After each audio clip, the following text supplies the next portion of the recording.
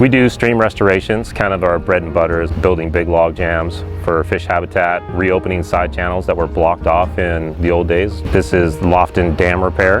The dam was built in 1940 by the Army Corps of Engineers. At some point it was turned over to private landowners, and at some point, we're not sure when, in the 70s or 80s, the pipe failed and the dam has filled with quite a bit of sediment. And as we dug down, we were finding different layers of soil. So we're putting back each individual layer back the way we came back out. Here you can see these different colored clays. Those are all going back in the order that they came back out. The ultimate goal is to get the reservoir filled back up.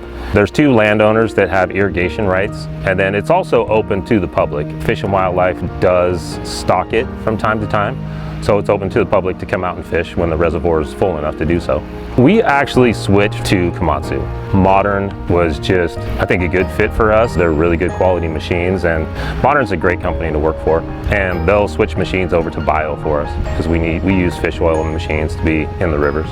We have 2 238 zero-tail machines, and then we have the dozer, the 39, and then we have a Komatsu haul truck. Since we work in the forest and in the rivers quite a bit, we're in pretty tight quarters at times. So the zero-tail works out really well for us. They're actually really good, and these 238s are a very impressive machine with their lifting capacity for being a zero-tail.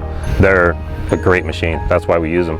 The Dynapack roller has been really good for compaction on the dam. We're doing 1-foot lifts 4 weeks now. We've had it on site it's been doing a really good job for us.